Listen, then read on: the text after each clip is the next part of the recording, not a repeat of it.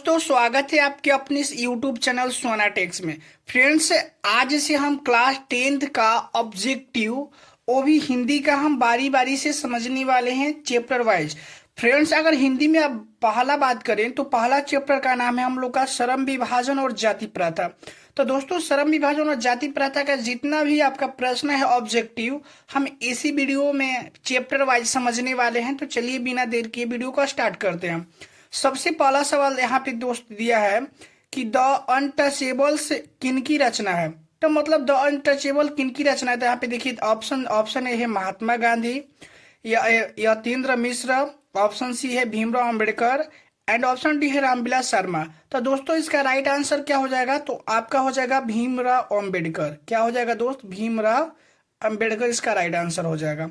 इसी तरह दोस्तों, दूसरा नंबर क्वेश्चन है कि किसे बाबा साहब के नाम से पुकारा जाता है। तो दोस्तों, इसमें किसी बाबा साहब के नाम से पुकारा जाता है, तो आपका राइट आंसर क्या हो जाएगा, भीमराव अंबेडकर। भीमराव क्या हो जाएगा दोस्त, अंबेडकर। इन्हीं को हम बाबा साहब के नाम से पुकारते हैं। आगे सवाल है तीसरा नंबर की बुद्धिज्म एंड कम्युनिज्म किन की रचना है, यानी कि बुद्धिज्म एंड कम्युनिज्म किसकी रचना है। तो दोस्तों, ए हो जाएगा आपका भीमराव अंबेडकर जी की रचना है। किसकी रचना है दोस्त, भीमराव अंबेडकर। तो आपको ये सब प्रश्नों को याद रखना है। तो आगे है आपका 4 नंबर क्वेश्चन कि हु आर शूद्राज किन की रचना है। तो दोस्तों, हु आर शूद्राज जो है ये भी भीमराव अंबेडकर की ही रचना है, बाबा भीमराव अंबेडकर जी की रचना है। उसी तरह आगे है 5 नंबर क्वेश्चन कि मानव मुक्ति के पुरोधा किसे कहा जाता है। तो दोस्तों, मानव मुक्ति के पुरोधा भी आपको बाबा साहब भीमराव अंबेडकर को ही हम लोग कहते हैं। आगे 6 नंबर सवाल है हम लोग का कि भारत में जाति प्रथा का प्रमुख कारण क्या है। तो दोस्तों, भारत में आपका जाति प्रथा का एक प्रमुख कारण जो देखा गया है तो वह है दोस्तों बेरोजगारी। क्या है, बेरोजगारी। दोस्तों, एक कई बार एग्जाम में सवाल पूछा गया है कि भारत में जाति प्रथा का मुख्य कारण क्या है, तो बेरोजगारी, उसमें आपको टिक करना है। आगे सवाल है 7 नंबर की जाति प्रथा स्वाभाविक विभाजन नहीं है, क्यों। तो दोस्तों, क्योंकि यहाँ पे ये रुचि पर आधारित नहीं होने के कारण। इसका राइट आंसर आपका 7वां का क्या हो जाएगा, डी। क्योंकि दोस्तों, जो जाति प्रथा है वो मानव के मतलब कि उसके स्वाभाविक विभाजन नहीं करती है। इसके बारे में पढ़िएगा तो ये दोस्तों आपके रुचि पे आधारित नहीं है, इसीलिए इसका राइट आंसर क्या हो जाएगा, ऑप्शन डी। आगे 8 नंबर क्वेश्चन है कि श्रम विभाजन और जाति प्रथा के लेखक कौन है। तो दोस्तों, ये भी सवाल कई बार एग्जाम में पूछा जाता है कि श्रम विभाजन और जाति प्रथा के लेखक कौन है। तो आपको याद रखना है, तो यह है Baba Saheb Bhimrao Ambedkar. Option number B हो जाएगा, बाबा साहब भीमराव अंबेडकर।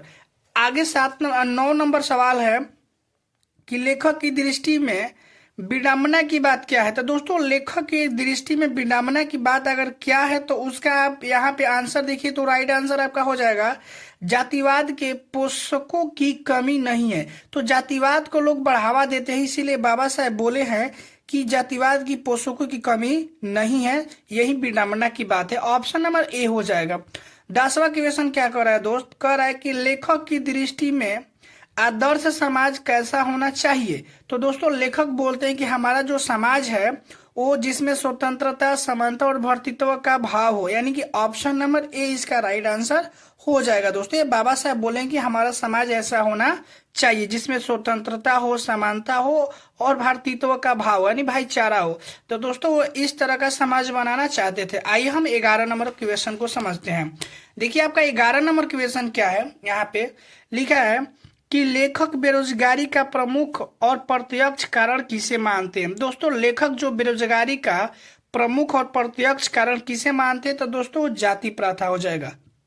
जाति प्रथा क्या हो जाएगा, बेरोजगारी और का प्रमुख कारण है। आगे है आपका 12 नंबर कि अंबेडकर की दृष्टि में भाईचारे का वास्तविक रूप कैसा होता है।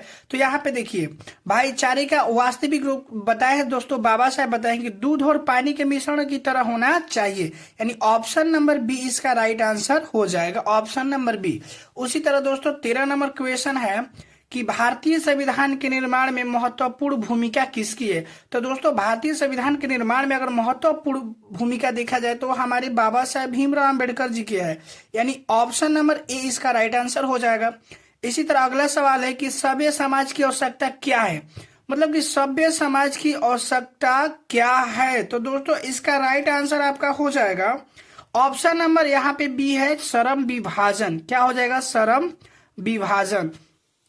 उसी तरह नेक्स्ट क्वेश्चन है दोस्त कि निम्नलिखित रचनाओं में से कौन सी रचना डॉक्टर अंबेडकर की है? तो यहाँ पे दोस्तों इनमें देखना है कि डॉक्टर अंबेडकर की रचना कौन है। तो यहाँ पे देखिए, the castes in India, the untouchables, you are they, who are Shudras. दोस्तों इनमें सभी होगा क्योंकि ये बाबा साहब की सभी रचना है। यहाँ पे इनमें सभी ऑप्शन नंबर डी इसका राइट आंसर हो जाएगा। इसी तरह 16 नंबर क्वेश्चन है कि आधुनिक सभ्य समाज श्रम विभाजन को आवश्यक क्यों मानता है? तो दोस्तों आधुनिक सभ्य समाज श्रम विभाजन को आवश्यक क्यों मानता है? क्योंकि कार्य कुशलता के लिए श्रम विभाजन को आवश्यक माना गया। दोस्तों राइट आंसर क्या हो जाएगा इसका? ऑप्शन नंबर ए, यानी कि कार्य कुशलता के लिए। आगे है आपका 17 नंबर प्रश्न कि श्रम विभाजन और जाति प्रथा, श्रम विभाजन और जाति प्रथा पाठ बाबा साहब के किस भाषण का संपादन अंश है? तो श्रम विभाजन और जाति प्रथा जो है बाबा साहब किस भाषण में दी है? तो दोस्तों यहाँ पे देखिए, एक आप पढ़िएगा तो ये हो जाएगा एनिहिलेशन ऑफ कास्ट। इसमें दोस्तों बाबा साहब भाषण जब दिए थे तो श्रम विभाजन और जाति प्रथा के पार्ट के बारे में इस भाषण में बताए थे, जिसका नाम है एनिहिलेशन ऑफ कास्ट। आगे क्वेश्चन है दोस्त 18 नंबर कि प्राथमिक शिक्षा प्राप्त करने के बाद अंबेडकर उच्चतर शिक्षा प्राप्त करने के लिए कहाँ गए थे? तो दोस्तों यहाँ पे ऑप्शन नंबर आपका क्या हो जाएगा? तो आपको देखिए यहाँ पे इटली दिया है, दक्षिण अफ्रीका दिया है, न्यूयॉर्क दिया है। तो बाबा साहब दोस्तों उच्चतर शिक्षा प्राप्त करने के लिए न्यूयॉर्क चले गए थे। ऑप्शन सी इसका राइट आंसर हो जाएगा।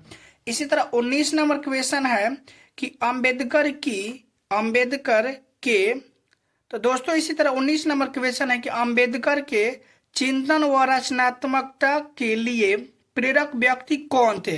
तो दोस्तों इनका जो व्यक्ति थे तीनों लोग थे, बुद्ध भी थे, कबीर भी थे और ज्योतिबा फूले भी थे। इनमें सभी, यानी कि ऑप्शन नंबर डी इनका राइट आंसर हो जाएगा। यहाँ पे है अगला क्वेश्चन समझिए। यहाँ पे है कि जाति पांति तोड़क मंडल भाषण लाहौर में कब हुआ? तो जाति पाति का जो भाषण हुआ था दोस्त वो हुआ था 1936 में। कब? 1936। ऑप्शन नंबर सी हो जाएगा इसका राइट आंसर। इसी तरह दोस्तों अगला क्वेश्चन है हम लोग का इसमें कि श्रम विभाजन और जाति प्रथा क्या है, मतलब कि क्या है दोस्त? अगर आप इसको समझे तो ये आपका निबंध है, आपकी बुक में भी दिया है। ये क्या है? आपका निबंध है। तो आइए हम 22 नंबर क्वेश्चन को भी समझते हैं। तो दोस्तों हमारा 22वां नंबर क्वेश्चन है कि अंबेडकर की भाषण एनिहिलेशन ऑफ कास्ट को किसने हिंदी में रूपांतरित किया? यानी दोस्तों यहाँ पे जो ये भाषण था एनिहिलेशन ऑफ कास्ट, इनको हिंदी में अनुवाद किसने किया? तो दोस्तों वे हमारे थे ललई सिंह यादव। कौन थे आपका? ललई Singh Yadav. Option number A हो जाएगा। अगला प्रश्न हम समझते हैं। अगला दोस्तों अंबेडकर का जन्म किस परिवार में हुआ था? तो दोस्तों अंबेडकर जी का जन्म एक दलित परिवार में हुआ था। ऑप्शन नंबर सी हो जाएगा right answer. Option number C. आगे क्वेश्चन है आपका, आगे प्रश्न क्या है दोस्तों? अगला है कि लेखक को इस युग में कहां पर विडंबना दिखाई दिया? तो दोस्तों यहाँ पे जातिवाद हो जाएगा। किसमें? तो जातिवाद में उनको दिखाई दिया। क्या? तो विडंबना। आगे है प्रश्न कि डॉक्टर अंबेडकर की माता का नाम क्या था? तो दोस्तों डॉक्टर अंबेडकर जी के माता का नाम क्या था? तो भीमाबाई था। क्या था? Option number D Bhimabai. इसी तरह यहाँ पे है कि डॉक्टर अंबेडकर ने पीएचडी की उपाधि कब धारण की? तो दोस्तों जो बाबा साहब पीएचडी कब प्राप्त किए थे? तो वो हो जाएगा आपका 1916 ईस्वी में। किसमें? 1916। अगला सवाल है दोस्त यहाँ पे 27 नंबर कि the castus in India there mechanism किन की रचना है? तो दोस्तों ये बाबा साहेब भीमराव अंबेडकर जी की रचना है, द कास्टस इन इंडिया। इसी तरह अगला क्वेश्चन है कि आदर्श समाज स्वतंत्रता समानता भारतीयत्व पर आधारित होगा, यह किसने कहा? तो ये हमारे भीमराव बाबा साहेब अंबेडकर जी ने कहे थे। आगे सवाल है आपका 29 नंबर। 29 नंबर क्वेश्चन क्या है यहाँ पे समझिए। डैश पेशे का दोषपूर्ण पूर्व निर्धारण करती है। तो दोस्तों इसका राइट आंसर हो जाएगा जाति प्रथा। जाति प्रथा जो है ना ये दोस्तों, ये आपका पेशा निर्धारण जन्म से ही कर देती है कि आपको क्या करना है। इसके बाद यहाँ पे है अगला 30 नंबर क्वेश्चन। दोस्तों 30 नंबर प्रश्न है कि जाति प्रथा भारत में बेरोजगारी का एक डैश कारण बनी हो। तो दोस्तों इसको बताए हैं कि कौन सा कारण बनी है। देखिए प्रत्यक्ष कारण और प्रमुख दोनों हो गए, यानी ए और बी दोनों, यानी कि option number C, option number C इसका राइट आंसर हो जाएगा। इसी तरह अगला सवाल है 31 नंबर। 31 नंबर क्वेश्चन क्या कर रहा है यहाँ पे समझिए, मूक नायक क्या है। तो यहाँ पे देखिए दोस्तों मूक नायक क्या बात कहा जा रहा है, तो वो हो जाएगा आपका पत्रिका। क्या हो जाएगा दोस्त, पत्रिका। आगे क्वेश्चन सा क्या है, तो आगे आपका कि डॉक्टर भीमराव अंबेडकर की मृत्यु कब हुई और कहाँ हुई, मतलब कि इसको मृत्यु बताना है। तो दोस्तों 1956 में दिल्ली में इनको मृत्यु हो गया था। बाबा साहब जी का मृत्यु 1956 में दिल्ली में हुआ था, आपको याद रखना है। अगला क्वेश्चन क्या है, यहाँ पे पूछा है कि डॉक्टर भीमराव अंबेडकर जी का जन्म कब हुआ। तो यहाँ पे दोस्तों 14 अप्रैल 1891 ईस्वी में हमारे बाबा साहब का जन्म हुआ था, 14 अप्रैल 1891 ईस्वी में। अगला क्वेश्चन है इसी तरह, यहाँ पे समझिए अगला प्रश्न क्या है। अगला प्रश्न है दोस्त कि डॉक्टर अंबेडकर ने किस पत्रिका का संपादन किया। तो दोस्तों डॉक्टर अंबेडकर ने किस पत्रिका का संपादन किया, तो यहाँ पे ऑप्शन यहाँ पे सी हो जाएगा, बहिष्कृत भारत का। किसका, बहिष्कृत भारत का संपादन किए थे। आगे है कि यहाँ पे ऑप्शन भारतीय संविधान का निर्माता किसे कहा जाता है। तो भारतीय संविधान का निर्माता इधर ऑप्शन दिया है, तो यहाँ पे देख सकते हैं कि ऑप्शन क्या क्या दिया है। तो भारतीय संविधान के निर्माता में देखिए आपका हो जाएगा भीमराव अंबेडकर जी को भारतीय संविधान का निर्माता कहा जाता है। इसी तरह अगला क्वेश्चन है कि डॉक्टर अंबेडकर का वाङ्मय हिंदी के कितने खंडों में प्रकाशित हो चुकी है। तो दोस्तों इनका वाङ्मय जो है कितने खंडों में प्रकाशित हो चुका है, तो 21 खंडों में। आपको याद क्या रखना है, 21 खंडों में इनको प्रकाशित इनका काव्य खंड जो हो चुका है। आगे है आपका 38 नंबर प्रश्न कि आधुनिक सभ्य समाज कार्य कुशलता के लिए किसे आवश्यक मानता है। तो दोस्तों आधुनिक सभ्य समाज कार्य कुशलता के लिए किसे आवश्यक मानता है, तो आपको याद होगा श्रम विभाजन को, क्योंकि कामों को बांटना उनके लिए कार्य कुशलता का काम है। आगे है कि डॉक्टर अंबेडकर के पिता का क्या नाम था। तो दोस्तों यहाँ पे उसका नाम हो जाएगा, डॉक्टर पिताजी के यहाँ पे रामजी सकपाल। क्या हो जाएगा दोस्त, रामजी सकपाल उनके पिताजी का नाम था। अगला प्रश्न है कि जाति प्रथा श्रम विभाजन के साथ साथ किसका रूप लिए हुए है। यानी कि जाति विभाजन जो है दोस्तों ये श्रमिकों का भी विभाजन कर देती है, यानी उच्च नीच श्रमिक जो होते हैं उनका भी ये विभाजन करती है। इतना खतरनाक है जाति प्रथा।